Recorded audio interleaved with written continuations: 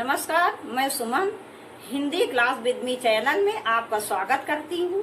मैंने TGT, PGT, JRF, net तथा इस प्रकार की अन्य सभी प्रतियोगी परीक्षाओं के लिए हिंदी साहित्य के कुछ अति महत्वपूर्ण प्रश्नों का चयन किया है। तो देखते हैं इन प्रश्नों को। प्रश्न 1, रामानुजाचार्य ने किस दर्शन का प्रतिपादन किया? रामानुजाचार्य ने किस दर्शन का प्रतिपादन किया? इसका विकल्प सी सही, विशिष्टाद्वैतवाद। इसका विकल्प सी सही, विशिष्टाद्वैतवाद। यह विकल्प ए आपसे पूछा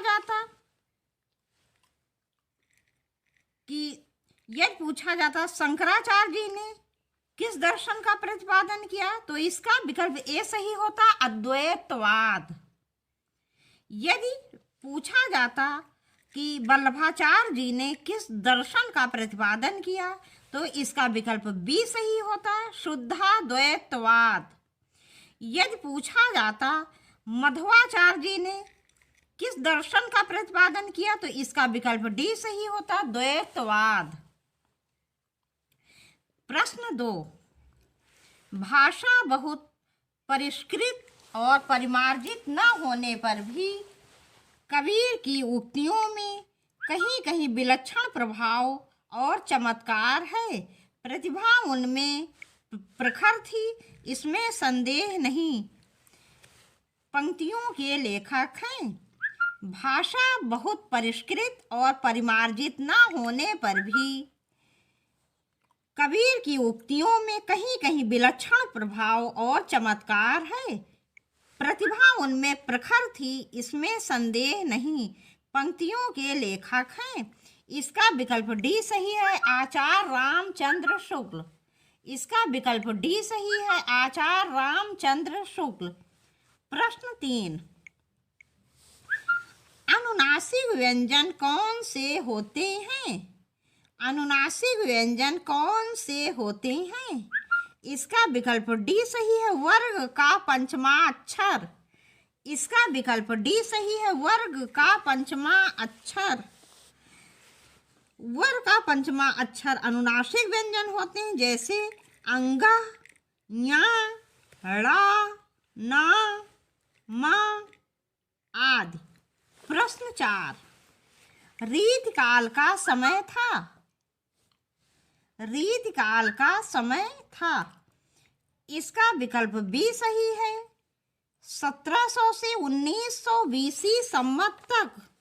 1700 से 1900 बीसी सम्मत तक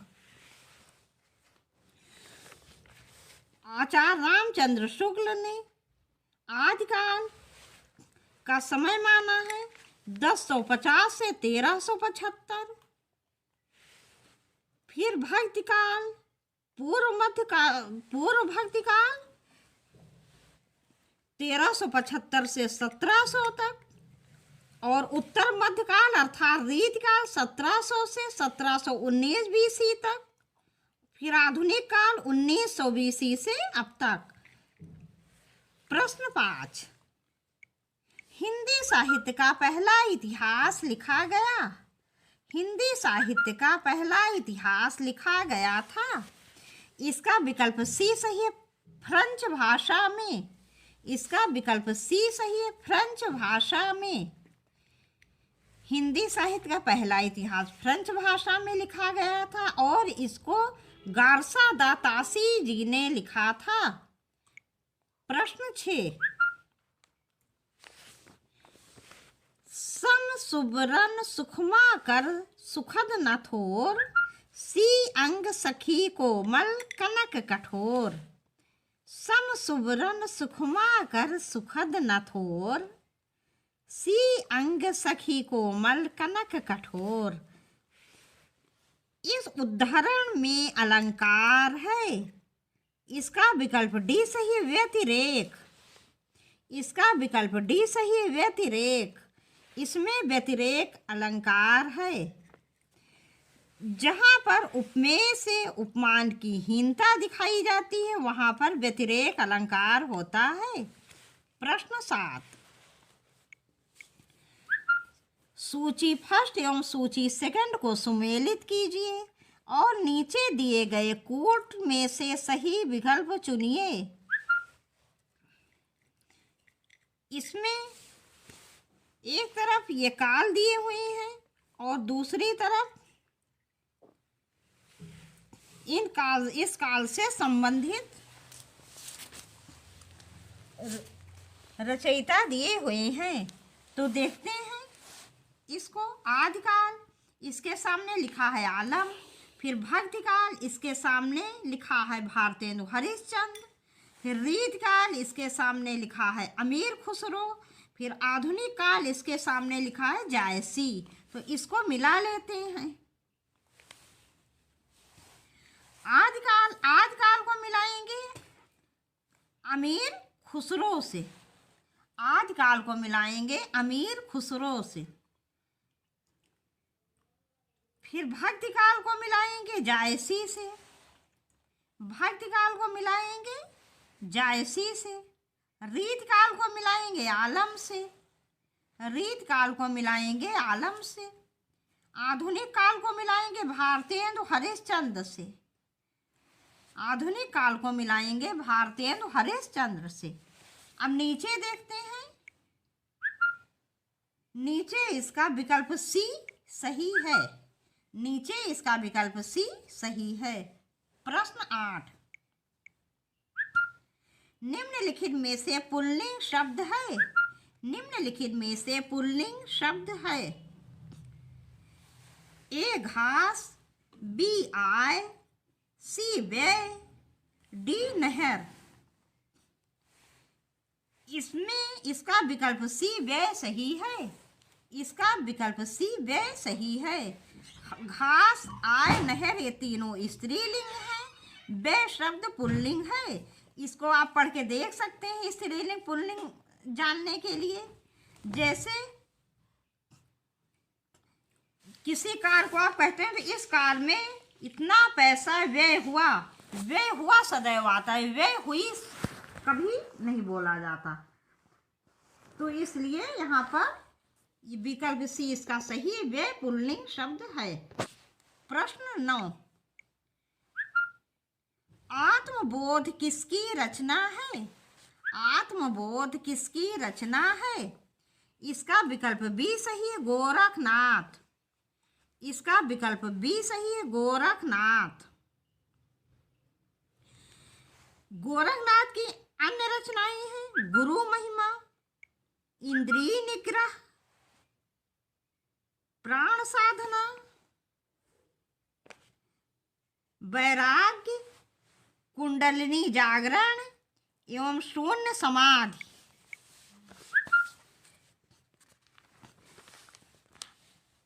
प्रश्न 10,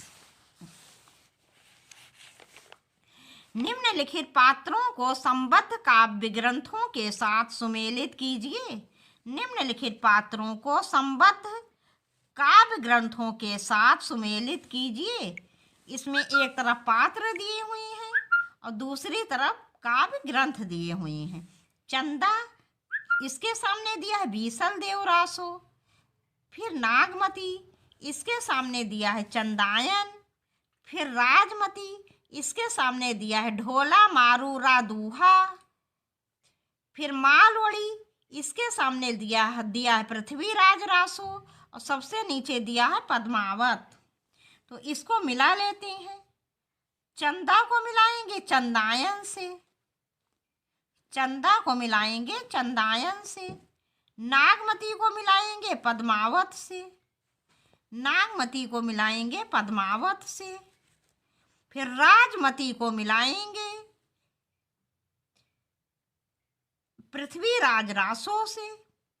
राजमती को मिलाएंगे पृथ्वीराज रासो से। फिर मालवड़ी को मिलाएंगे बीसल देव रासो से।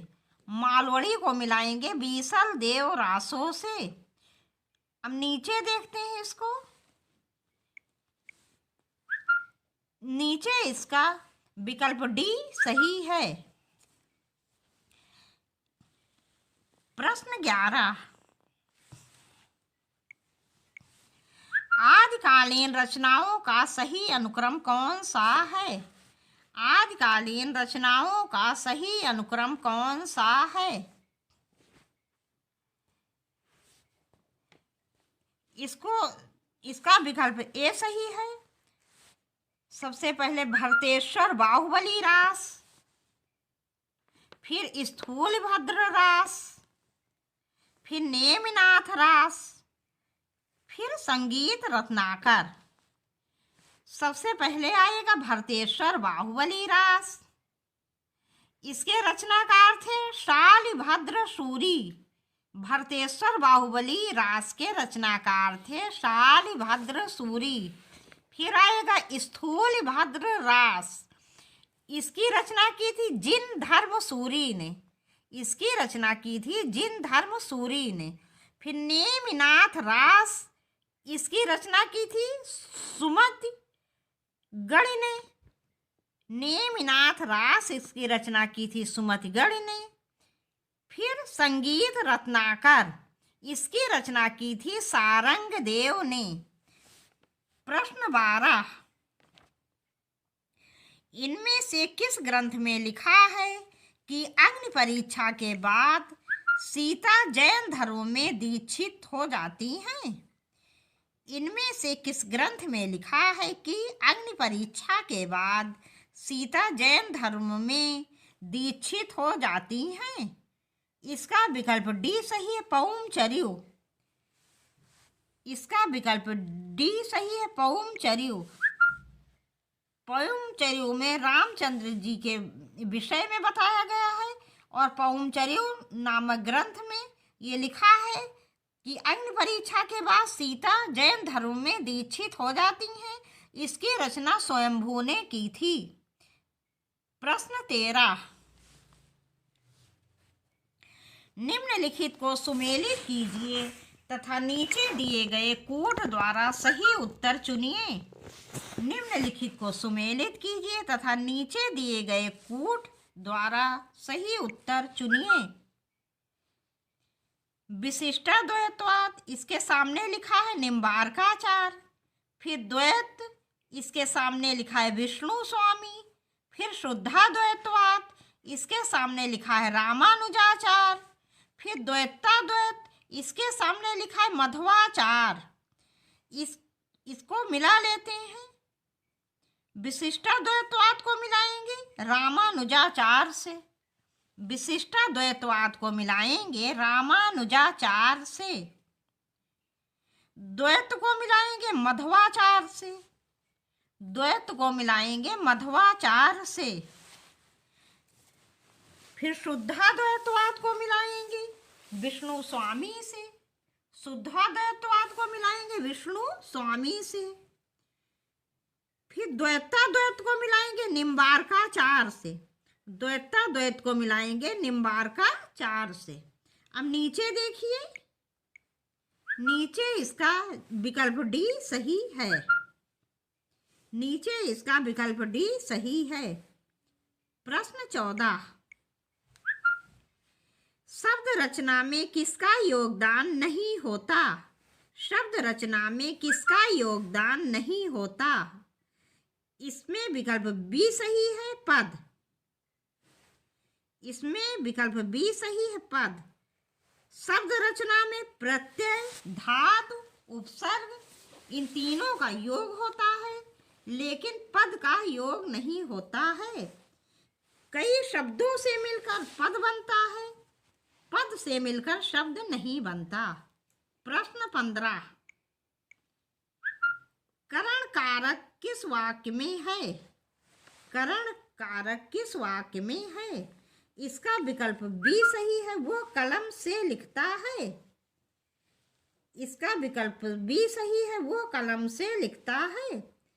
करण कारक में से चिन्ह होता है और इसमें सदैव जुड़ना पाया जाता है। जिस चीज के द्वारा कोई कार्य होता है उसमें सदैव करण कारक होता है। अपादान कारक का चिन्ह भी से होता है, लेकिन उसमें अलग होना पाया जाता है। और करण कारक में जुड़ना पाया जाता है। जैसे वो कलम से लिखता है, अर्थात कलम के द्वारा लिखता है, तो यहाँ जुड़ना पाया जा रहा है, इसलिए यहाँ पर करण कारक है। प्रश्न 16, निर्गुणिया संतों की काव्य सर्जना सर्वाधिक आधारित दिखती है। निर्गुणिया संतों की काव्य सर्जना सर्वाधिक आधारित दिखती है। ए आदिकाल लोक कथाओं पर, बी नाथों की रचनाओं पर, सी दक्षिण भारत के वीर शैवों की भावना पर, डी सूफियों की यौगिक साधना पर। इसका विकल्प बी सही है, नाथों की रचनाओं पर। इसका विकल्प बी सही है, नाथों की रचनाओं पर। प्रश्न 17,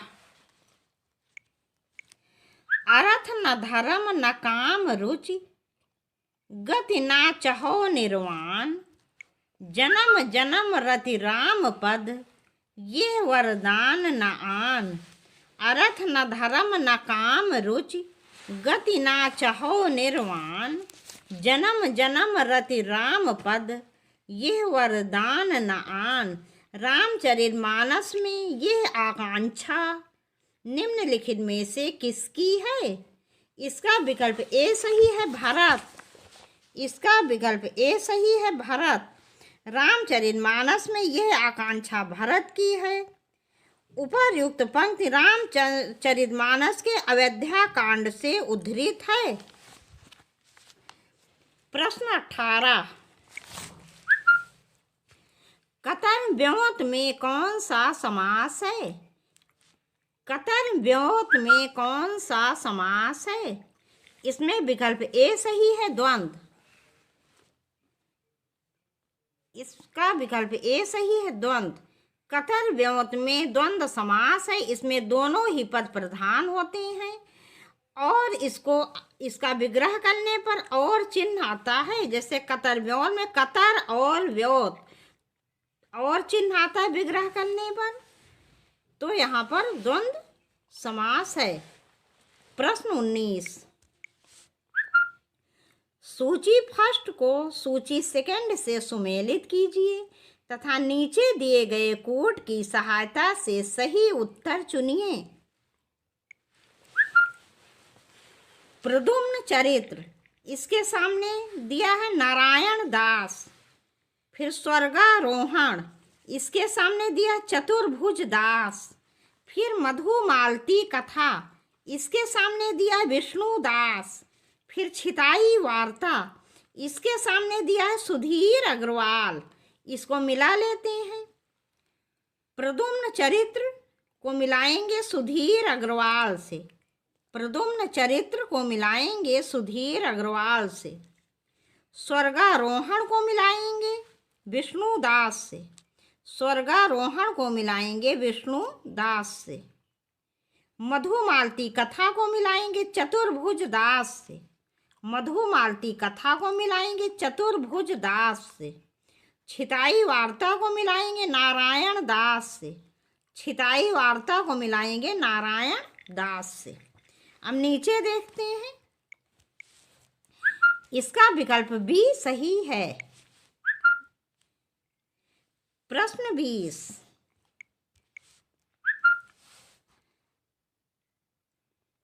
नीलगाय में कौन सा समास है? नीलगाय में कौन सा समास है? इसका विकल्प सी सही है, कर्मधारय। इसका विकल्प सी सही है, कर्मधारय। कर्मधारय समास में पहला पद विशेषण और दूसरा पद विशेष होता है। जैसे नील विशेषण है और गाय विशेष है। गाय की विशेषता है नील, नीली गाय, तो इसलिए यहाँ पर कर्मधारय समास है। प्रश्न 21, निम्नलिखित रचनाकारों को उनकी रचनाओं के साथ सुमेलित कीजिए। निम्नलिखित रचनाकारों को उनकी रचनाओं के साथ सुमेलित कीजिए। इनमें एक तरफ रचनाकार दिए हुए हैं और दूसरी तरफ इनकी रचनाएं। सबसे पहले चिंतामणि, इसके सामने दिया है अंग दर्पण। फिर मतिराम, इसके सामने दिया है शिवा बावनी। फिर भूषण, इसके सामने दिया है रस रहस्य। फिर रसलीन, इसके सामने दिया है रसराज और सबसे नीचे दिया है काव्य प्रकाश। तो इसको मिला लेते हैं।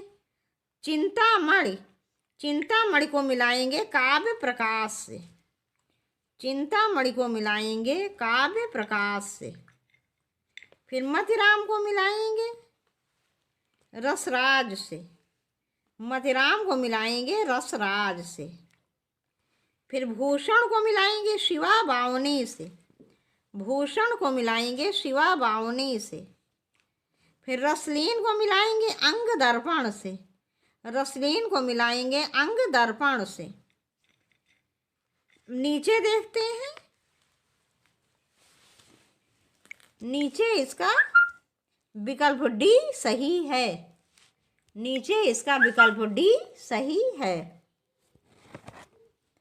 प्रश्न 22,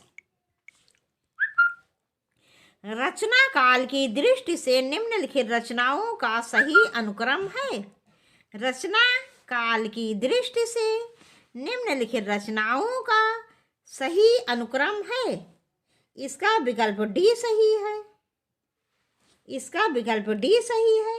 ललित ललाम, शिवराज भूषण, पद्माभरण, नवरस तरंग। ललित ललाम मथिराम जी की रचना है। फिर शिवराज भूषण भूषण जी की रचना है। फिर पद्माभरण पद्माकर जी की रचना है। फिर नवरस तरंग ये है बेनी प्रवीण जी की रचना। प्रश्न 23, देहधारी शब्द पर्यायवाची है। देहधारी शब्द पर्यायवाची है। इसका विकल्प बी सही है, जीव का। इसका विकल्प बी सही है, जीव का। प्रश्न 24, निम्नलिखित में से एक मैथिली शरण गुप्त की काव्य रचना नहीं है। निम्नलिखित में से एक मैथिली शरण गुप्त की काव्य रचना नहीं है। ए सिद्धराज, बी जय भारत, सी हिडिंबा, डी कृषक क्रंदन। इसका विकल्प डी सही है, कृषक क्रंदन। इसका विकल्प डी सही, कृषक क्रंदन। कृषक क्रंदन मैथिली शरण गुप्त जी की रचना नहीं है, शेष तीनों ही इनकी रचनाएं हैं। कृषक क्रंदन गया प्रसाद शुक्ल स्नेही जी की रचना है। कृषक क्रंदन गया प्रसाद शुक्ल स्नेही जी की रचना है। प्रश्न 25, आत्मजयी किसकी रचना है। आत्मजयी किसकी रचना है। इसका विकल्प सी सही है, कुंवर नारायण। इसका विकल्प सी सही है, कुंवर नारायण। ये एक खंड काव्य है। खंडोपनिषद को आधार बनाकर यह लिखा गया है और इसमें नचिकेता के पितृभक्ति तथा मृत्यु देवता से उसके संवाद को दर्शाया गया है। इसके अतिरिक्त चक्रव्यूह, हम तुम, अपने सामने, परिवेश, कोई दूसरा नहीं आदि इनकी रचनाएं हैं।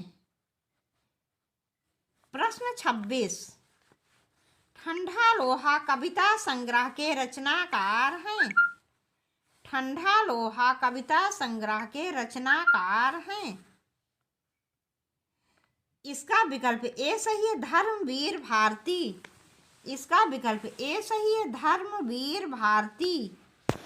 इसके अतिरिक्त अंधायुग, कनुप्रिया, 7 गीत वर्ष, देशांतर आदि इनकी मुख्य रचनाएं हैं। प्रश्न 27, अभिज्ञ शब्द का विलोम है। अभिज्ञ शब्द का विलोम है। इसका विकल्प सी सही है, अनभिज्ञ। इसका विकल्प सी सही है, अनभिज्ञ। प्रश्न 28, सुरेंद्र वर्मा के नाटकों का सही अनुक्रम है। सुरेंद्र वर्मा के नाटकों का सही अनुक्रम है। इसका विकल्प सी सही है। इसका विकल्प सी सही है। सबसे पहले द्रौपदी, फिर 8वां सर्ग, फिर 1 दूनी 1, फिर रथ का कंगन। सबसे पहले आएगा द्रौपदी, फिर 8वां सर्ग, फिर 1 दूनी 1, फिर रति का कंगन।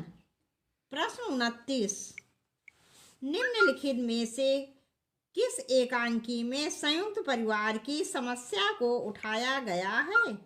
निम्नलिखित में से किस एकांकी में संयुक्त परिवार की समस्या को उठाया गया है? इसका विकल्प सी सही है, सूखी डाली। इसका विकल्प सी सही है, सूखी डाली।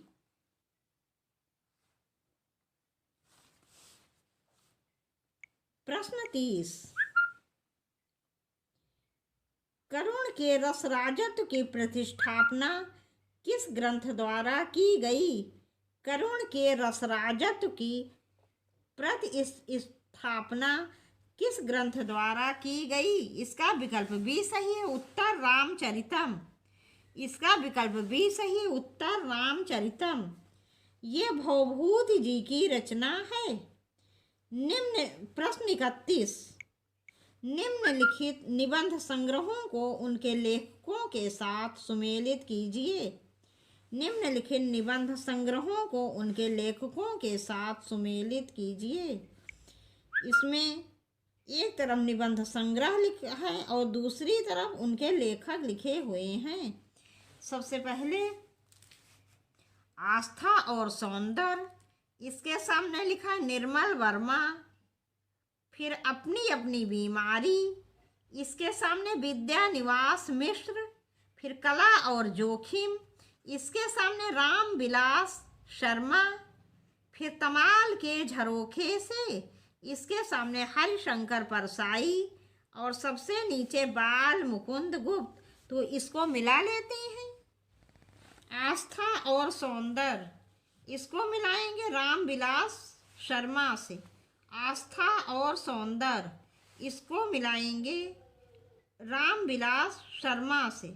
फिर अपनी अपनी बीमारी, इसको मिलाएंगे इसको मिलाएंगे अपनी अपनी बीमारी, इसको मिलाएंगे हरिशंकर परसाई से। अपनी अपनी बीमारी, इसको मिलाएंगे हरिशंकर परसाई से। फिर कला और जोखिम, इसको मिलाएंगे निर्मल वर्मा से। कला और जोखिम, इसको मिलाएंगे निर्मल वर्मा से। फिर तमाल के झरोखे से, इसको मिलाएंगे विद्यानिवास मिश्र से। तमाल के झरोखे से, इसको मिलाएंगे विद्यानिवास मिश्र से। अब नीचे देखते हैं, इसका विकल्प बी सही है।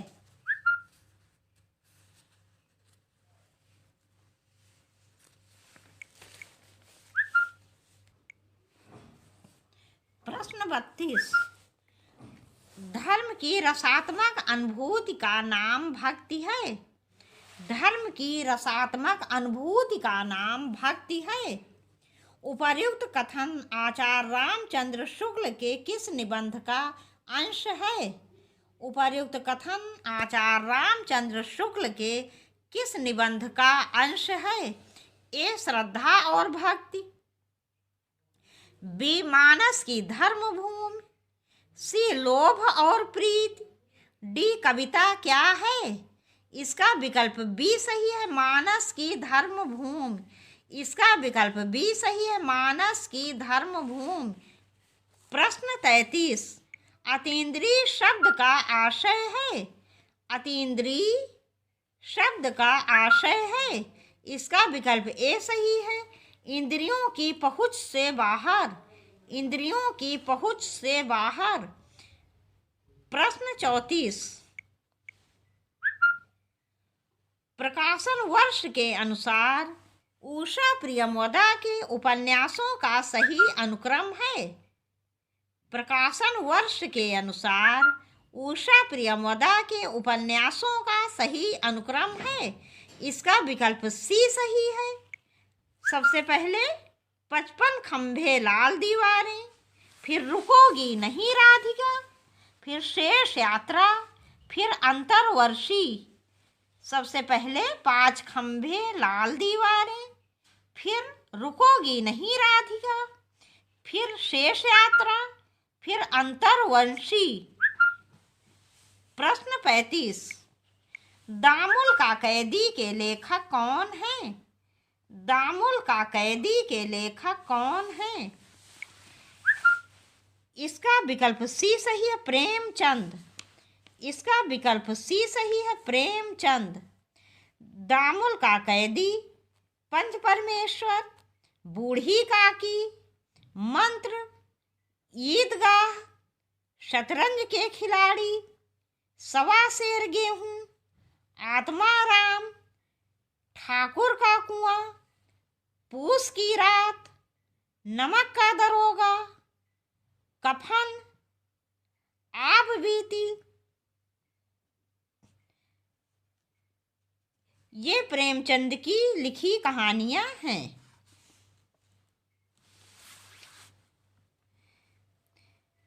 प्रश्न 36। चैन की वंशी बजाना का अर्थ है। चैन की वंशी बजाना का अर्थ है। इसका विकल्प बी सही है, मौज करना। इसका विकल्प बी सही है, मौज करना। प्रश्न 37। आवारा मसीहा किसकी रचना है? आवारा मसीहा किसकी रचना है? इसका विकल्प ए सही है, विष्णु प्रभाकर। इसका विकल्प ए सही, विष्णु प्रभाकर। ये विष्णु प्रभाकर जी द्वारा रचित जीवनी विधा की रचना है और ये शरत चंद्र चट्टोपाध्याय जी के ऊपर लिखी गई है।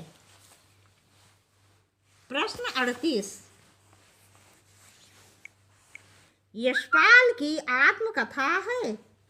यशपाल की आत्मकथा है। इसका विकल्प बी सही है, सिंहावलोकन। इसका विकल्प बी सही है, सिंहावलोकन। यशपाल की यह आत्मकथा 3 खंडों में क्रमशः 1951, 52 और 55 में प्रकाशित हुई। प्रश्न 39। आँख की किरकिरी होने का अर्थ है। आँख की किरकिरी होने का अर्थ है। इसका विकल्प ए सही है, अप्रिय लगना। आँख की किरकिरी होने का अर्थ है अप्रिय लगना। प्रश्न 40। इन रचनाओं को उनके लेखकों के साथ सुमेलित कीजिए। इन रचनाओं को उनके लेखकों के साथ सुमेलित कीजिए। इसमें एक तरफ रचनाएं दी हुई हैं और दूसरी तरफ उनके लेखक दिए हुए हैं। ए रेखाएं बोल उठी, इसके सामने दिया है महादेवी वर्मा। फिर अतीत के चलचित्र, इसके सामने दिया है राम कुमार वर्मा। फिर जिंदगी मुस्काई, इसके सामने दिया है देवेंद्र सत्यार्थी। फिर मील का पत्थर, इसके सामने दिया है श्री लाल शुक्ल और सबसे नीचे कन्हैया लाल मिश्र प्रभाकर। तो इसको मिला लेते हैं। रेखाएं बोल उठी, इसको मिलाएंगे देवेंद्र सत्यार्थी से। रेखाएं बोल उठी, इसको मिलाएंगे देवेंद्र सत्यार्थी से। फिर अतीत के चलचित्र, इसको मिलाएंगे महादेवी वर्मा से। अतीत के चलचित्र, इसको मिलाएंगे महादेवी वर्मा से। फिर जिंदगी मुस्काई, इसे मिलाएंगे कन्हैया लाल मिश्र प्रभाकर से। जिंदगी मुस्काई, इसे मिलाएंगे कन्हैया लाल मिश्र प्रभाकर से। फिर मील का पत्थर, इसे मिलाएंगे राम कुमार वर्मा से। मील का पत्थर, इसे मिलाएंगे राम कुमार वर्मा से। अब नीचे देखते हैं, इसका विकल्प डी सही है। इसका विकल्प डी सही है। प्रश्न 41, यात्री मित्र यात्रा वृत्तांत के लेखक हैं। यात्री मित्र यात्रा वृत्तांत के लेखक हैं। इसका विकल्प सी सही है, सत्यदेव परिव्राजक। इसका विकल्प सी सही है, सत्यदेव परिव्राजक। प्रश्न 42, कुलया आनंद के रचयिता हैं। कुलया आनंद के रचयिता हैं। इसका विकल्प डी सही है, अप्पय दीक्षित। इसका विकल्प डी सही है, अप्पय दीक्षित। कुलया आनंद तथा चित्र मीमांसा नामक ग्रंथ की रचयिता अप्पय दीक्षित जी हैं। प्रश्न 43, इत्यादि का सही संधि विच्छेद है। इत्यादि का सही संधि विच्छेद है। इसका विकल्प डी सही है, इति प्लस आदि। इसका विकल्प डी सही है, इति प्लस आदि। यहाँ पर यड़ संधि है। इसका सूत्र है इको यड़च।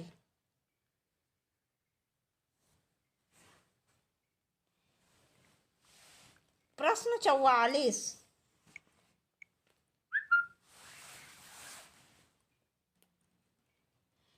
निम्नलिखित ग्रंथ और ग्रंथकारों को सुमेलित कीजिए। निम्नलिखित ग्रंथ और ग्रंथकारों को सुमेलित कीजिए। इसमें एक तरफ ग्रंथ लिखे हुए हैं और दूसरी तरफ ग्रंथकार। सबसे पहले रस गंगाधर, इसके सामने लिखा है मम्मट। फिर साहित्य दर्पण, इसके सामने लिखा है आनंदवर्धन। फिर काव्य प्रकाश, इसके सामने लिखा है विश्वनाथ। फिर वक्रोक्ति जीवितम, इसके सामने लिखा है कुंतक। और नीचे लिखा है पंडित राज जगन्नाथ। तो इसको मिला लेते हैं। रस गंगाधर को मिलाएंगे पंडित राज जगन्नाथ से। रस गंगाधर को मिलाएंगे पंडित राज जगन्नाथ से। फिर साहित्य दर्पण को मिलाएंगे विश्वनाथ से। साहित्य दर्पण को मिलाएंगे विश्वनाथ से। फिर काव्य प्रकाश को मिलाएंगे मम्मट से। काव्य प्रकाश को मिलाएंगे मम्मट से। वक्रोक्ति जीवितम को मिलाएंगे कुंतक से। वक्रोक्ति जीवितम को मिलाएंगे कुंतक से। अब नीचे देखते हैं, इसका विकल्प ए सही है।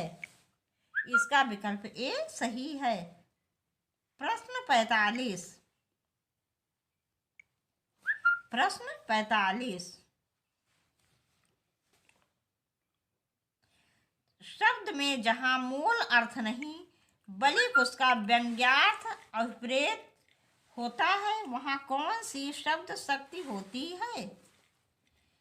शब्द में जहां मूल अर्थ नहीं बल्कि उसका व्यंग्यार्थ अभिप्रेरित होता है, वहां कौन सी शब्द शक्ति होती है।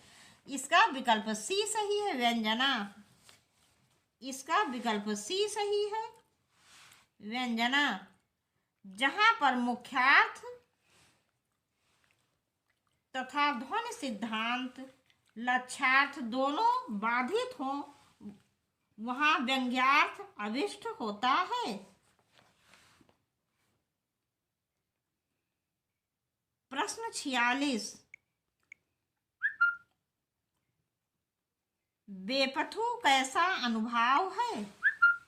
बेपथु कैसा अनुभाव है।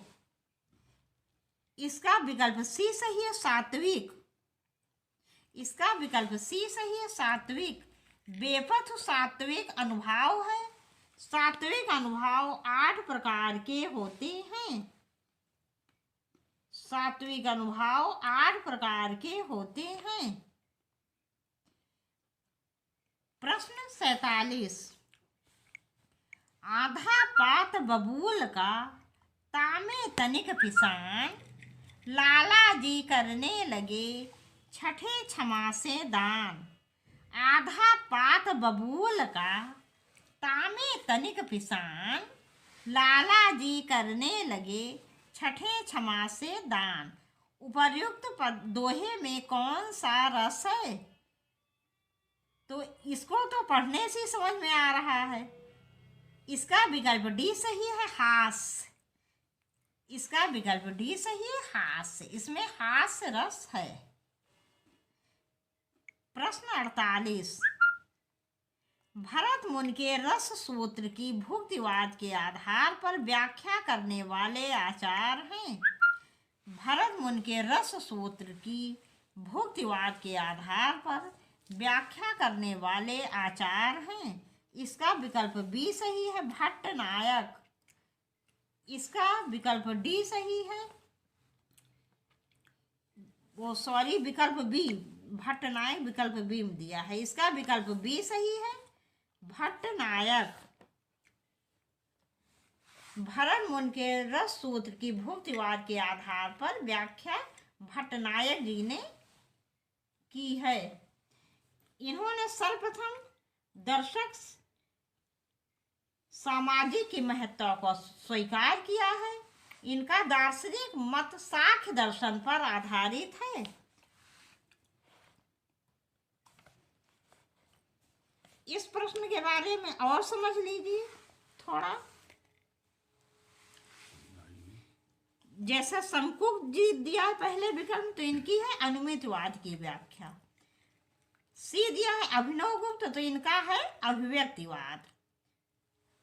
प्रश्न 49, वक्रोक्त जीवितम के रचयिता हैं। वक्रोक्त जीवितम के रचयिता हैं। इसका विकल्प बी सही है, कुंतक। इसका विकल्प बी सही है, कुंतक। और आनंदवर्धन जी ध्वन्यलोक के, दंडी जी काव्यादर्श, भामा काव्य अलंकार।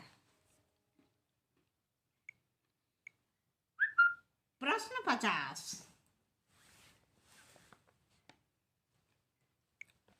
भारतीय साहित्य शास्त्र में रस निष्पत्ति सिद्धांत निम्नलिखित साहित्याचार की स्थापना है।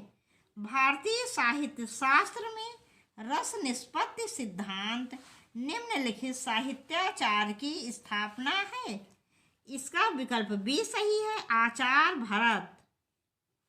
इसका विकल्प बी सही है, आचार भरत।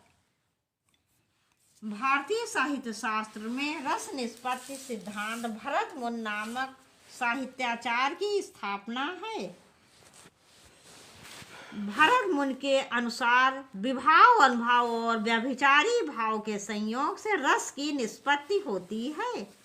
जैसा कि इन्होंने लिखा है, विभाव, अनुभाव, व्यभिचारी संयोगाद्रस रस निष्पत्ति। प्रश्न 51, निम्नलिखित में से कौन सा छंद दोहा का विपरीत छंद है? निम्नलिखित में से कौन सा छंद दोहा का विपरीत छंद है? ए रोला, बी छप्पै, सी चौपाई, डी इनमें से कोई नहीं। इसका विकल्प डी सही है, इनमें से कोई नहीं। रोला, छप्पै, चौपाई, ये इसमें से कोई भी दोहा का विपरीत छंद नहीं है। दोहा का विपरीत छंद सोरठा होता है, जो कि इस विकल्प में नहीं दिया हुआ है। दोहा का विपरीत छंद सोरठा होता है, जो कि इस विकल्प में नहीं दिया है। इसलिए इसका विकल्प डी सही है। सोरठा छंद में पहले और तीसरे चरण में 11-11 तथा दूसरे और चौथे चरण में 13-13 मात्राएं होती हैं। और दोहा छंद में पहले और तीसरे चरण में 13-13, दूसरे और चौथे चरण में 11-11 मात्राएं होती हैं। तो दोहा छंद का विपरीत जो है उल्टा ये सोरठा छंद होता है, जो कि विकल्प में नहीं दिया हुआ है, इसलिए इसका विकल्प डी सही, इनमें से कोई नहीं।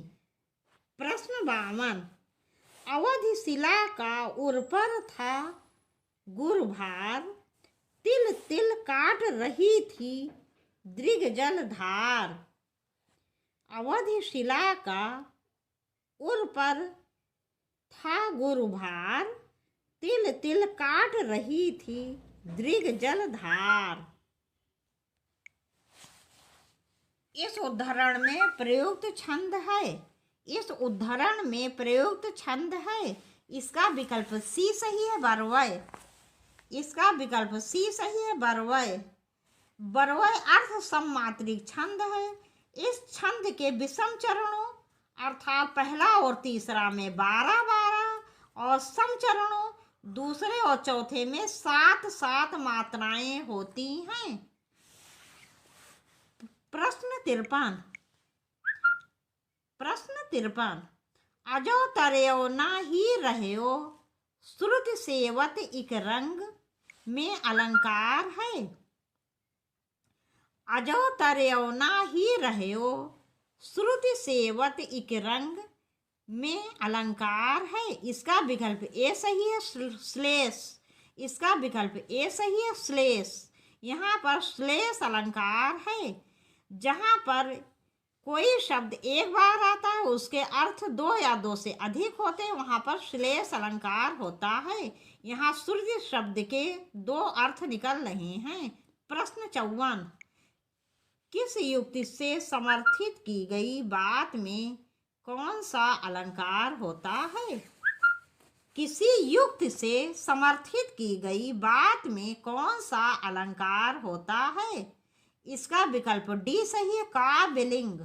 इसका विकल्प डी सही है, काव्यलिंग। किसी युक्ति से समर्थित की गई बात में काव्यलिंग अलंकार होता है। प्रश्न 55,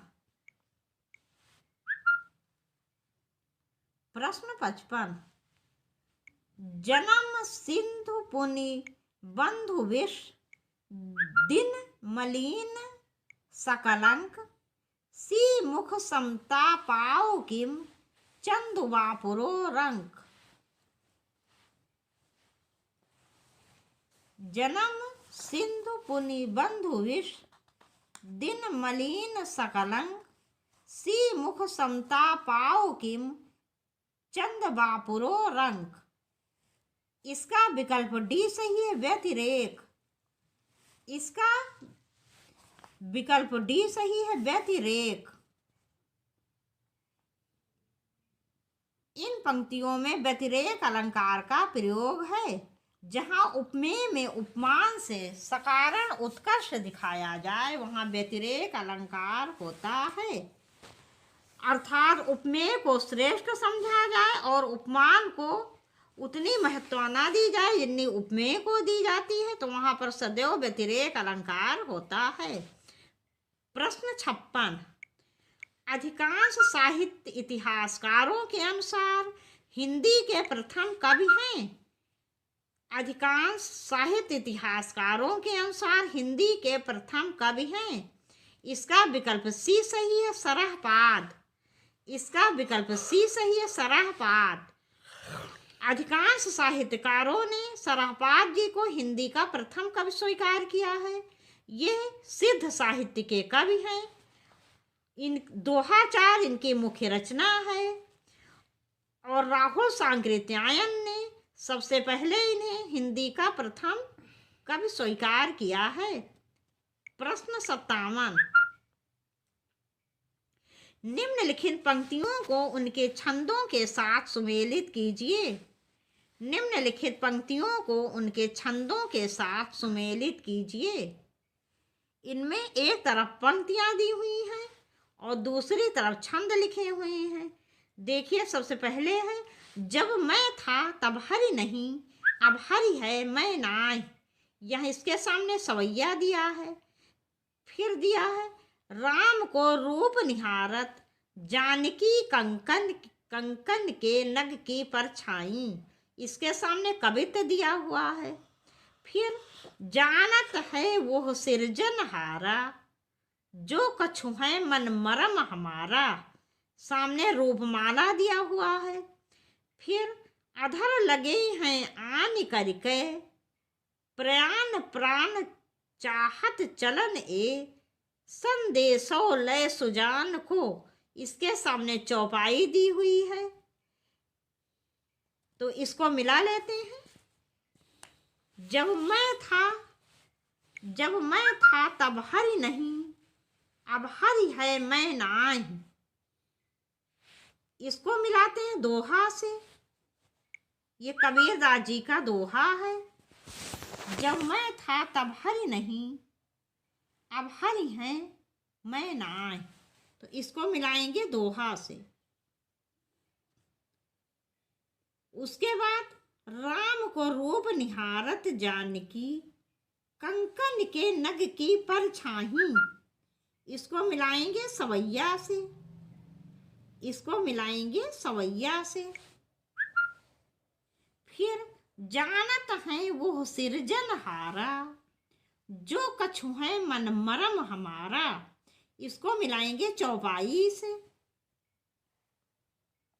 इसको मिलाएंगे चौपाई से। फिर अधर लगे हैं आन करके, अधर लगे हैं आन करके, प्रयाण प्राण चाहत चलन ये। संदेशो लय सुजान को, इसको मिलाएंगे कवित्त से। इसको मिलाएंगे कवित्त से। प्रश्न 58, वाक्यम रसात्मकम काव्यम किसका सूत्र है? वाक्यम रसात्मकम काव्यम किसका सूत्र है? इसका विकल्प डी सही है, विश्वनाथ। इसका विकल्प डी सही है, विश्वनाथ। साहित्य दर्पण इनकी महत्वपूर्ण कृति है। प्रश्न 59, इनमें से सही अनुक्रम कौन सा है? इनमें से सही अनुक्रम कौन सा है? इसका विकल्प ए सही है। इसका विकल्प ए सही है। सबसे पहले काव्य अनुशासन, फिर साहित्य दर्पण, फिर रस मंजरी, फिर रस गंगाधर, फिर रस गंगाधर।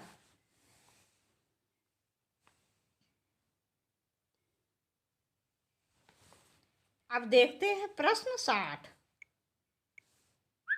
आचार्य शंकु द्वारा रस निष्पत्ति की व्याख्या का स्वरूप है। आचार्य शंकु द्वारा रस निष्पत्ति की व्याख्या का स्वरूप है। इसका विकल्प बी सही है, अनुमितिवादी। इसका विकल्प बी सही है, अनुमितिवादी। आचार्य शंकु अनुमितिवादी आचार्य थे। प्रश्न 61, नाटक को पंचम वेद किसने कहा है? नाटक को पंचम वेद किसने कहा? इसका विकल्प सी सही है, भरत मुनि। इसका विकल्प सी सही है, भरत मुनि। प्रश्न 62, किस विद्वान ने देवनागरी लिपि के स्थान पर रोमन लिपि स्वीकार करने का सुझाव दिया था? किस विद्वान ने देवनागरी लिपि के स्थान पर रोमन लिपि स्वीकार करने का सुझाव दिया था? इसका विकल्प ए सही है, सुनीत कुमार चटर्जी। इसका विकल्प ए सही है, सुनीत कुमार चटर्जी। प्रश्न 63, हिंदी भाषा की उत्पत्ति हुई है। हिंदी भाषा की उत्पत्ति हुई है। इसका विकल्प सी सही है, शौर सैनी अपभ्रंश। इसका विकल्प सी सही है, शौर सैनी अपभ्रंश। देखिए, सबसे पहले संस्कृत, फिर पाली, फिर प्राकृत, फिर अपभ्रंश, और अपभ्रंश से फिर मागधी, अर्धमागधी, शौर सैनी अपभ्रंश आदि की उत्पत्ति हुई। तो शौर सैनी अपभ्रंश से ही पश्चिमी बोली, खड़ी बोली की उत्पत्ति हुई। जो कि आजकल हम सभी लोग बोलते हैं।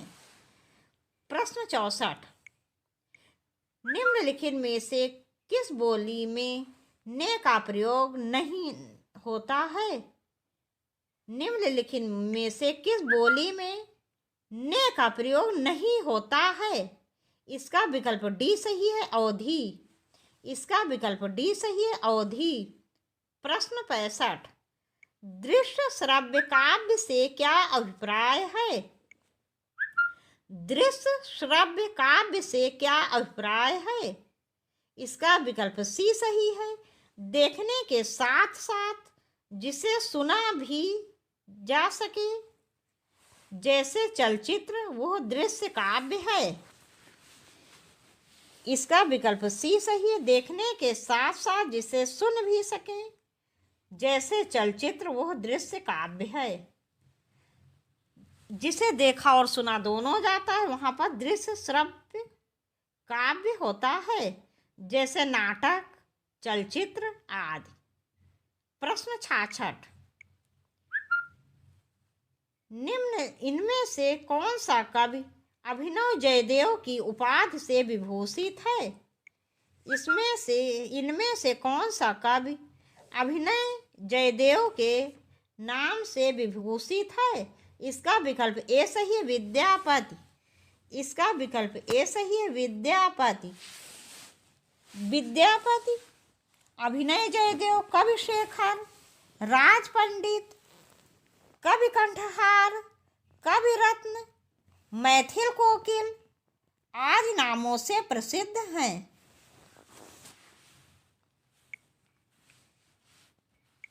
आगे देखते हैं।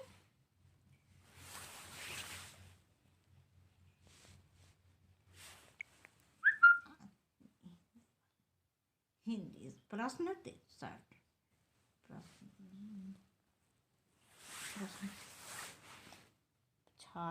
प्रश्न 67, अपभ्रंश भाषाओं का विकास हुआ।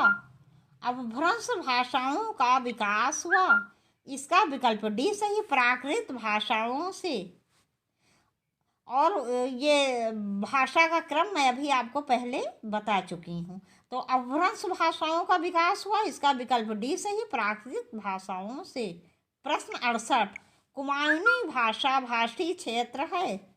कुमायूनी भाषा भाषी क्षेत्र है। इसका विकल्प बी सही है, रानी खेत नैनीताल। इसका विकल्प बी सही है, रानी खेत नैनीताल। प्रश्न 69, अवधी भाषा की शब्दावली। अवधी भाषा की शब्दावली। इसका विकल्प सी सही है, तद्भव बहुला है। इसका विकल्प सी सही है, तद्भव बहुला है। प्रश्न 70, सुमेलित कीजिए। ब्रजभाषा, इसके सामने लिखा है बांगरू। फिर अवधी, इसके सामने लिखा है खलटाही। फिर हरियाणा, इसके सामने लिखा है अंतर्वेदी। फिर छत्तीसगढ़ी, इसके सामने लिखा है बैसवाड़ी। इसको मिला लेते हैं। ब्रजभाषा को मिलाएंगे अंतर्वेदी से, ब्रजभाषा को मिलाएंगे अंतर्वेदी से। फिर अवधी को मिलाएंगे बैसवाड़ी से, अवधी को मिलाएंगे बैसवाड़ी से। फिर हरियाणा को मिलाएंगे बांगरू से, हरियाणा को मिलाएंगे बांगरू से। फिर छत्तीसगढ़ी को मिलाएंगे खलटाही से, छत्तीसगढ़ी को मिलाएंगे खलटाही से। अब नीचे देखते हैं। इसका विकल्प सी सही है। इसका विकल्प सी सही है। प्रश्न 71, रेडियो के ब्रॉडकास्टिंग कमर्शियल और टीवी कमर्शियल में क्या अंतर है? रेडियो के ब्रॉडकास्टिंग कमर्शियल और टीवी कमर्शियल में क्या अंतर है? इसका विकल्प ए सही है। रेडियो में सारा संदेश शब्द, संगीत और ध्वनि के प्रभावों में होता है, जबकि टीवी में सारे प्रभाव पर्दे पर दिखाई देते हैं। रेडियो में सारा संदेश शब्द और संगीत और ध्वनि के प्रभावों में होता है, जबकि टीवी में सारे प्रभाव पर्दे पर दिखाई देते हैं। प्रश्न 72। आचार्य किशोरी दास वाजपेयी के मत से हिंदी में कितने कारक हैं? आचार्य किशोरी दास वाजपेयी के मत से हिंदी में कितने कारक हैं? इसका विकल्प ए सही है 6। इसका विकल्प ए सही है 6। आचार्य किशोरी दास वाजपेयी के मत से हिंदी में 6 कारक हैं। लेकिन यदि पूछा जाए, इनका मत ना दिया जाए, पूछा जाए हिंदी में कितने कारक होने, तो 8 कारक हिंदी में होते हैं। प्रश्न 73। प्रश्न 73। अंगवधू खाली स्थान की रचना है। अंगवधू खाली स्थान की रचना है। इसका विकल्प डी सही है, दादू दयाल। अंगवधू दादू दयाल की रचना है। अंगवधू दादू दयाल की रचना है। प्रश्न 74। इनमें से पुल्लिंग शब्द कौन सा है? इनमें से पुल्लिंग शब्द कौन सा है? ए दया, बी निर्धनता, सी बुढ़ापा, डी दुर्घटना। इसका विकल्प सी सही है, बुढ़ापा। इसका विकल्प सी सही है, बुढ़ापा। बुढ़ापा पुल्लिंग शब्द है। इसके अतिरिक्त अन्य तीनों दया, निर्धनता, दुर्घटना स्त्रीलिंग हैं। जैसे लोग बोलते हैं बुढ़ापा आ गया, ये कोई नहीं बोलता बुढ़ापा आ गई, तो इसलिए बुढ़ापा पुल्लिंग शब्द है। प्रश्न 75। विद्यापति की कौन सी रचना अभी तक संपादित होकर प्रकाशित नहीं हुई है? विद्यापति की कौन सी रचना अभी तक संपादित होकर प्रकाशित नहीं हुई है? इसका विकल्प बी सही है, कीर्ति पताका। इसका विकल्प बी सही है, कीर्ति पताका। कीर्ति पताका अभी तक संपादित होकर प्रकाशित नहीं हुई है, जबकि कीर्तिलता और पदावली दोनों ही प्रकाशित हो चुकी हैं। प्रश्न 76। प्रश्न 76। दुष्प्रकृति शब्द का संधि विच्छेद है। दुष्प्रकृति शब्द का संधि विच्छेद है। इसका विकल्प बी सही है, दुह प्लस प्रकृति। इसका विकल्प बी सही है, दुह प्लस प्रकृति। इसमें विसर्ग संधि है। विसर्ग के साथ स्वर अथवा व्यंजन के मिलने से जो विकार उत्पन्न होता है वो विसर्ग संधि कहलाती है। प्रश्न 77। प्रश्न 77। प्रति प्लस आरोपण। प्रति प्लस आरोपण, इसका हो जाएगा विकल्प सी, प्रत्यारोपण। इसका विकल्प सी सही होगा, प्रत्यारोपण। इसमें यड़ संधि है। जब लघु या दीर्घ ई, उ, री, ली के उपरांत कोई असमान स्वर आए तो ई, उ, री के स्थान पर या, वा, रा, ला हो जाता है। प्रश्न 78। प्रश्न 78। कालिदास हजारा की रचना की। कालिदास हजारा की रचना की। इसका विकल्प डी सही है, कालिदास ने। इसका विकल्प डी सही है, कालिदास ने। ये रीतकालीन कवि थे और इन्होंने कालिदास हजारा, वर वधू विनोद, जंजीरबंद, राधा माधव, बुद्ध, मिलन विनोद नामक अनेक रीतकालीन मुक्तक काव्य लिखे हैं।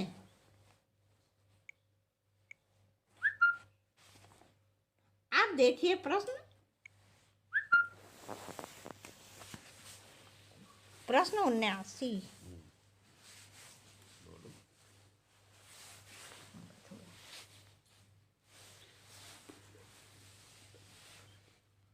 प्रश्न 79, निम्नलिखित में से एक राम भक्त कवि हैं। निम्नलिखित में से एक राम भक्त कवि हैं। ए कृष्णदास, बी नाभादास, श्री ध्रुवदास, डी श्री भट्ट। इसका विकल्प बी सही है, नाभादास। इसका विकल्प बी सही है, नाभादास। नाभादास जी तुलसीदास के समकालीन राम भक्त कवि हैं। नाभादास जी ने अष्टयाम की रचना की है। अष्टयाम और भक्तमाल दो इनके प्रसिद्ध ग्रंथ बहुत ही महत्वपूर्ण हैं और ये परीक्षाओं में अक्सर पूछे जाते हैं।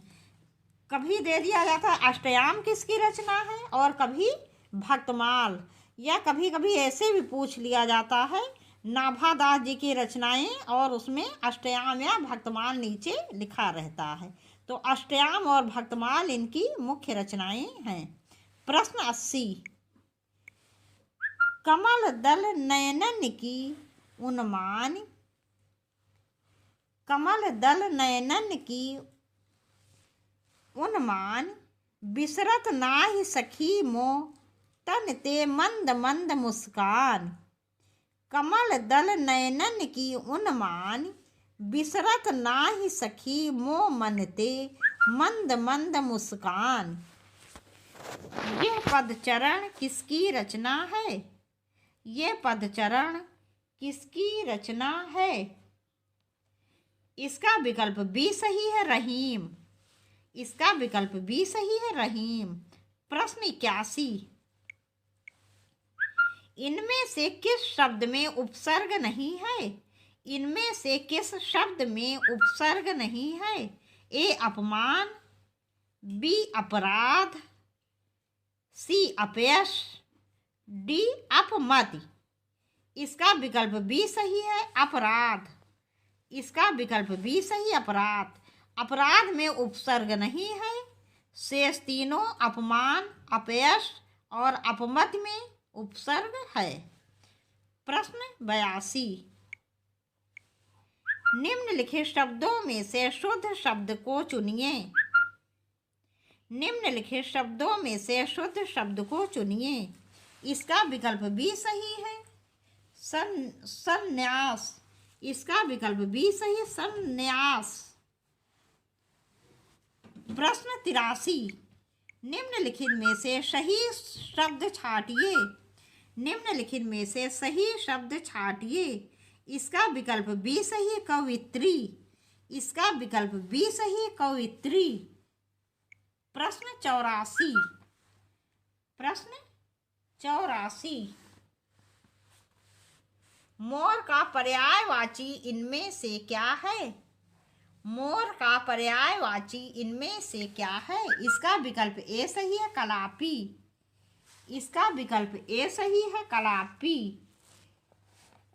मोर के अन्य पर्यायवाची हैं केकी, शिखंडी, मयूर, ध्वजी, शिव सुत वाहन, नीलकंठ, सारंग आदि। प्रश्न 85, भीतर भीतर सब रस चूसें, हंसी हंसी के तन मन धन मूसें। भीतर भीतर सब रस चूसें, हंसी हंसी के तन मन धन मूसें। पंक्ति किस कवि की है? इसका विकल्प डी सही है, भारतेंदु हरिश्चंद्र। इसका विकल्प डी सही है, भारतेंदु हरिश्चंद्र। प्रश्न 86, आचार का विलोम शब्द है। आचार का विलोम शब्द है। इसका विकल्प बी सही है, अनाचार।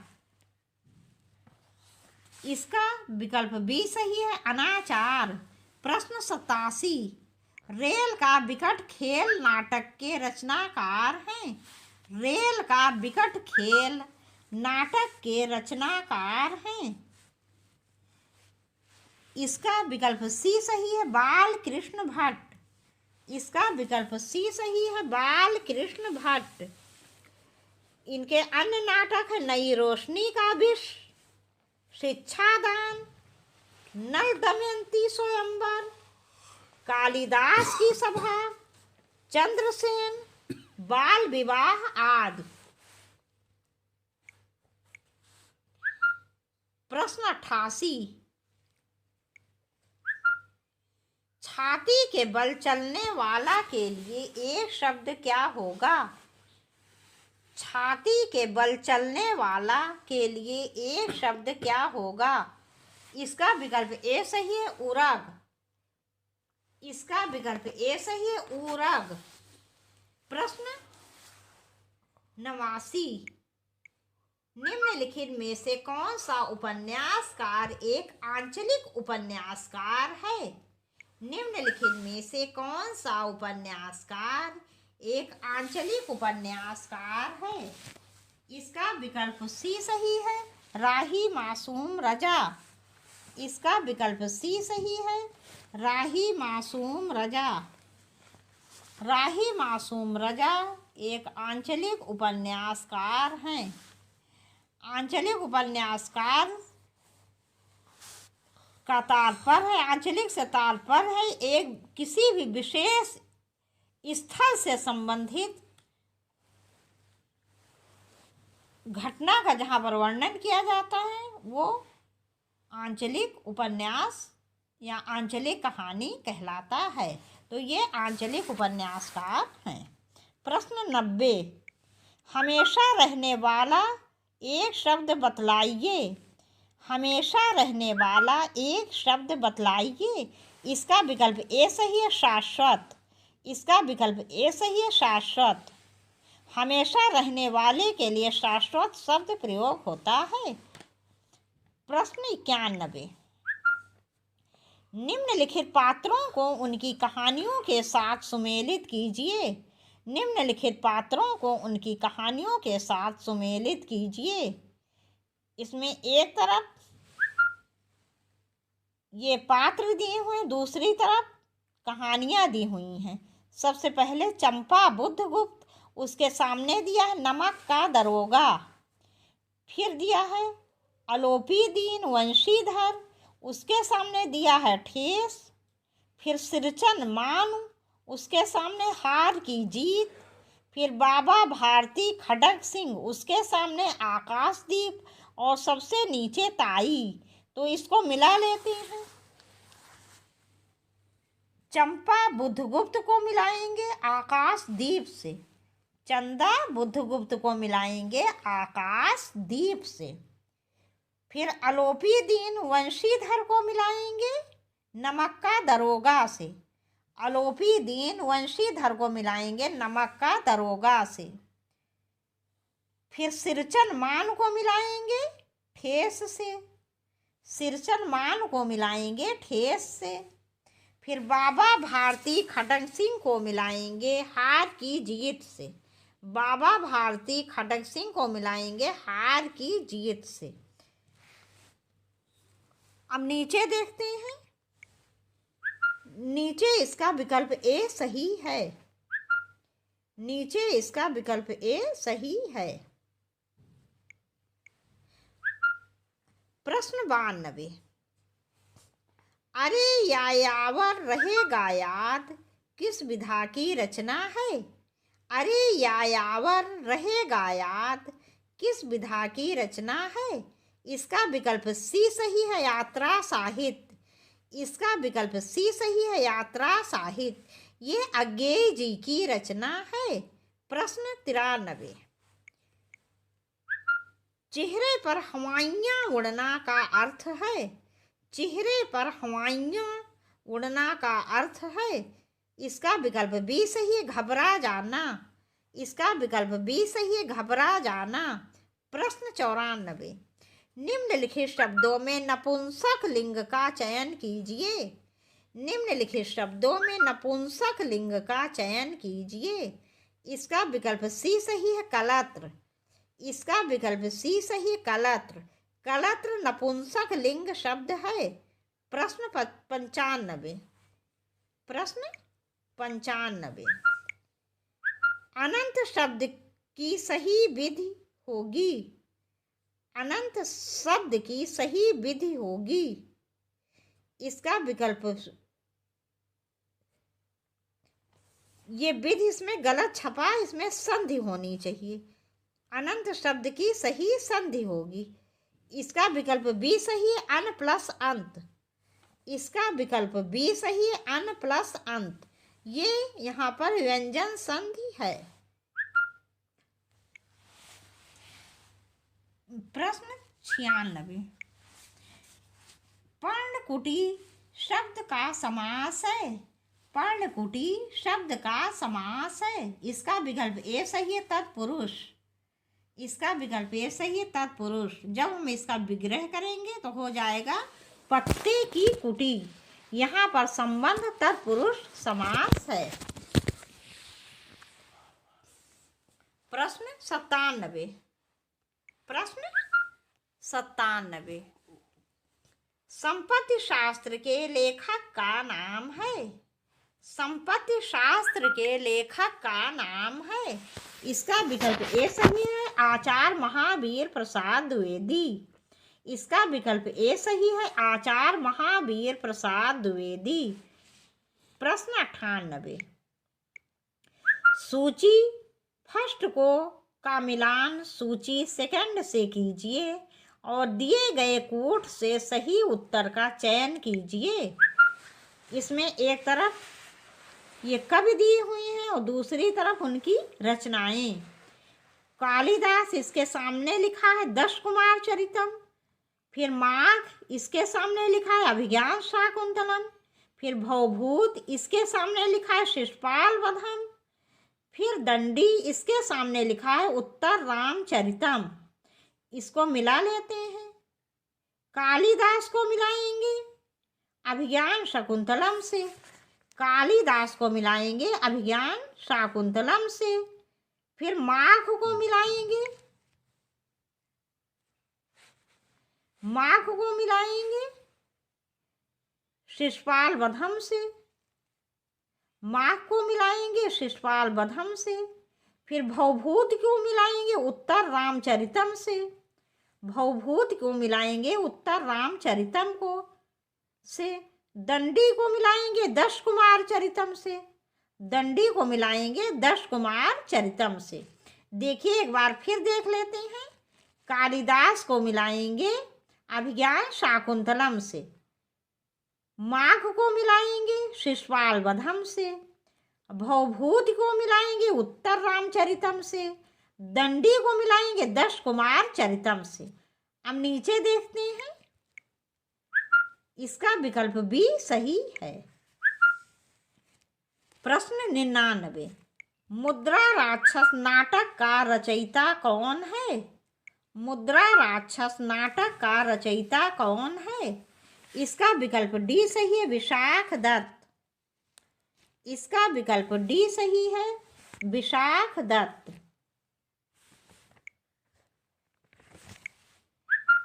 प्रश्न 100, संस्कृत के निम्नलिखित ग्रंथों में से कौन सा ग्रंथ नाटक नहीं है। संस्कृत के निम्नलिखित ग्रंथों में से कौन सा ग्रंथ नाटक नहीं है। ए उभयामी सारिका, बी रघुवंशम, सी मालती माधव, डी वेड़ी संहार। इसका विकल्प बी सही है, रघुवंशम। ये नाटक नहीं है, ये कालिदास जी द्वारा विरचित महाकाव्य है। इसके अतिरिक्त अन्य तीनों ही नाटक हैं। प्रश्न 101, शिशुपाल वधम के रचनाकार का नाम है। शिशुपाल वधम के रचनाकार का नाम है। इसका विकल्प डी सही है, माघ। इसका विकल्प डी सही है, माघ। प्रश्न 102, उत्तर रामचरितम के रचनाकार हैं। उत्तर रामचरितम के रचनाकार हैं। इसका विकल्प डी सही है, भवभूत। इसका विकल्प डी सही है, भवभूत। इसमें ये रामचरितमानस रामायण के ऊपर रचित है और इसमें भी 7 कांड हैं और ये करुण रस से संबंधित ग्रंथ है। प्रश्न 103। उपमा पद लालित और अर्थ गौरव की दृष्टि से एक साथ तीनों गुणों से युक्त कौन सा संस्कृत कवि प्रसिद्ध है? उपमा पद लालित और अर्थ गौरव की दृष्टि से एक साथ तीनों गुणों से युक्त कौन सा संस्कृत कवि प्रसिद्ध है? इसका विकल्प डी सही है, माघ। इसका विकल्प डी सही है, माघ।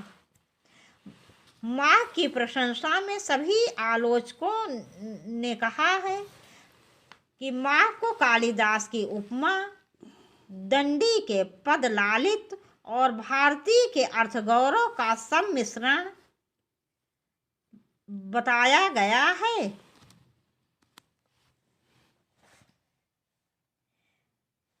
प्रश्न 104। जिस शास्त्र में शब्दों के शुद्ध रूप और प्रयोगों के नियमों का निरूपण होता है उसे क्या कहते हैं? जिस शास्त्र में शब्दों के शुद्ध रूप और प्रयोगों के नियमों का निरूपण होता है उसे क्या कहते हैं? इसका विकल्प सी सही है, व्याकरण। इसका विकल्प सी सही है, व्याकरण। प्रश्न 105। भास की रचना है। भास की रचना है। इसका विकल्प डी सही है, प्रतिमा नाटकम। इसका विकल्प डी सही है, प्रतिमा नाटकम। भास की अन्य रचनाएं हैं अभिषेक, उर्भंगम, पंचरात्रम, दूतवाक्यम, दूत घटोत्कच, कर्णभार, मध्यम व्यायोग, बाल चरित्र, प्रतिज्ञा योगंधरायणम, स्वप्नवासो दत्तम आदि। प्रश्न 106। गीत गोविंद के रचयिता हैं।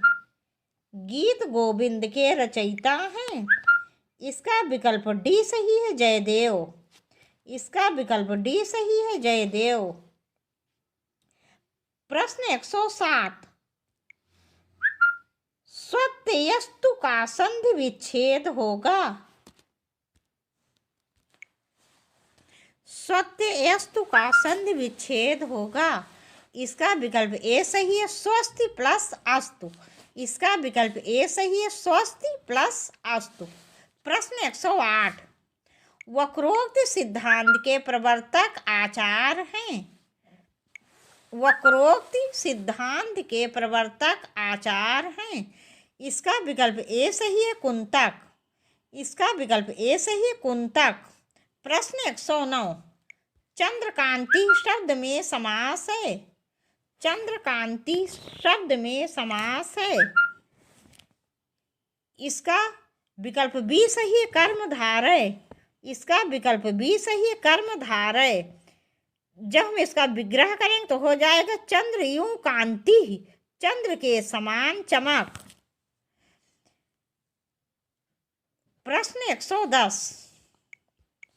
अनुदिनम में कौन सा समास है? अनुदिनम में कौन सा समास है? इसका विकल्प ए सही है, अव्ययी भाव। इसका विकल्प ए सही है, अव्ययी भाव।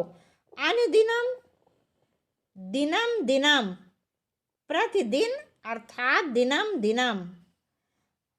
इस समास में पहला पद अव्यय और दूसरा पद संज्ञा होता है तथा वो संपूर्ण पद को भी अव्यय बना देता है, अर्थात संपूर्ण पद अव्यय की भांति कार्य करने लगता है।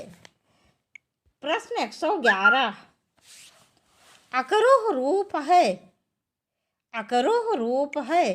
इसका विकल्प बी सही है, क्री धातु, लंग लकार, मध्यम पुरुष एक वचन। अकरोह रूप क्री धातु के लंग लकार मध्यम पुरुष एक वचन का रूप है।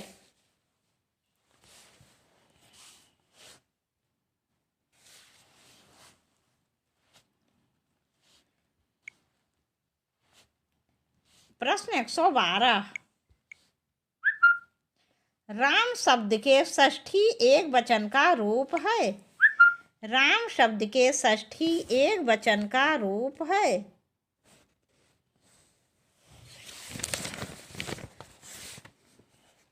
इसका विकल्प बी सही है, रामस। इसका विकल्प बी सही है, रामस।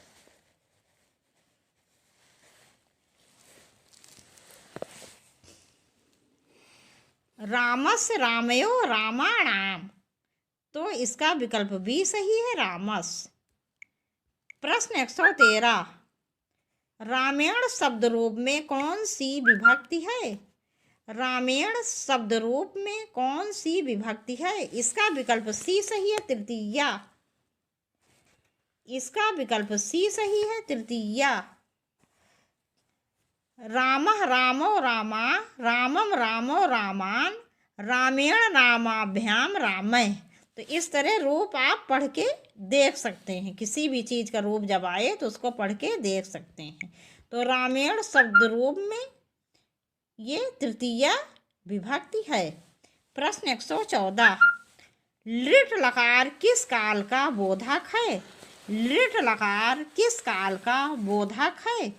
इसका विकल्प सी सही, भविष्यत काल। इसका विकल्प सी सही है, भविष्यत काल। यदि पूछा जाता कि लट लकार किस काल का बोधक है तो इसका विकल्प ए सही होता, वर्तमान काल।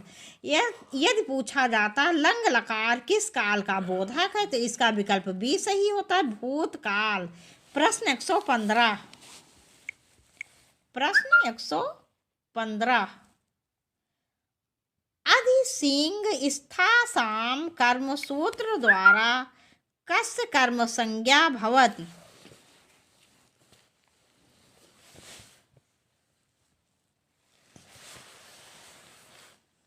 अधि सिंह स्था साम कर्म सूत्र द्वारा कस्य कर्म संज्ञा भवति। इसका विकल्प बी सही है, आधारस्य। इसका विकल्प बी सही है, आधारस्य। अधि सिंह स्था साम कर्म सूत्र द्वारा आधारस्य कर्म संज्ञा भवति, अर्थात अधि उपसर्ग पूर्वक सिंह स्था या आस धातु के आधार की कर्म संज्ञा होती है। प्रश्न 116। रुच धातु योगे का विभक्ति भवति।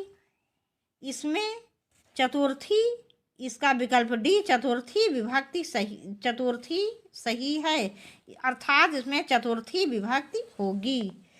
कोई भी चीज़ जहाँ रुच की बात आती, जैसे रुचते, कोई भी चीज़ जब किसी को अच्छी लगती है, रुच की बात होती है, तो वहाँ पर सदैव चतुर्थी विभक्ति का प्रयोग किया जाता है।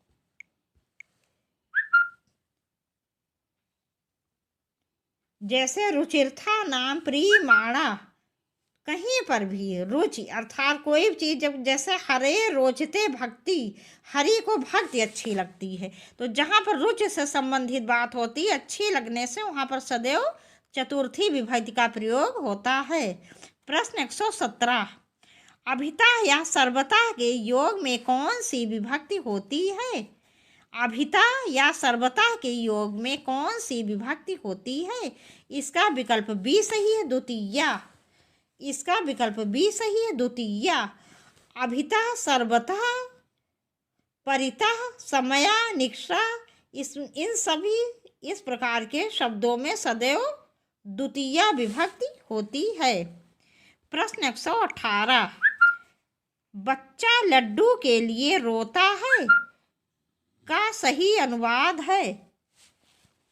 बच्चा लड्डू के लिए रोता है का सही अनुवाद है। इसका विकल्प सी सही है, शिशु मोदकाय रोदति। यहाँ पर रोदति होना चाहिए, शिशु मोदकाय रोदति। ये इसमें रोदित लिख गया है लेकिन रोदति होगा, शिशु मोदकाय रोदति। प्रश्न 119। विद्यालयम निष्ठा जलाशय अस्ति का सही अर्थ है। विद्यालयं निकषः जलाशय अस्ति।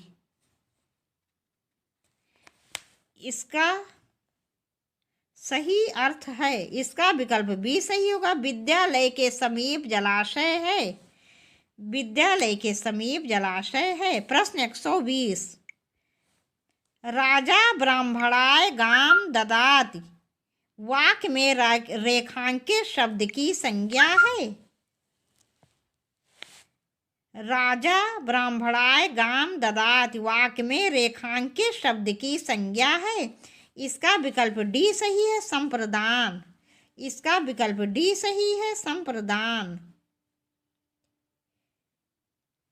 कर्ता अपनी दान क्रिया के द्वारा जिसको संतुष्ट करना चाहे या जिसको कुछ भी दिया जाए संतुष्ट करने के लिए, तो उसमें सदैव संप्रदान संज्ञा होती है। तो इसलिए यहाँ पर राजा जो है ब्राह्मण को गाय दे रहा है अपनी इच्छा अनुसार उसे संतुष्ट करने के लिए, तो इसलिए यहाँ पर संप्रदान कारक है। मेरा ये वीडियो आपको अवश्य पसंद आएगा। इसमें मैंने बहुत ही महत्वपूर्ण प्रश्नों का चयन किया है आपके लिए, और इस वीडियो के बदले में मुझे आपसे कुछ नहीं चाहिए, सिर्फ एक लाइक। और यदि आपने अब तक मेरे चैनल को सब्सक्राइब ना किया हो तो प्लीज़ सब्सक्राइब कर दीजिएगा। आपसे जल्दी ही मिलेंगे नए वीडियो में अति महत्वपूर्ण प्रश्नों के साथ। तब तक के लिए नमस्कार।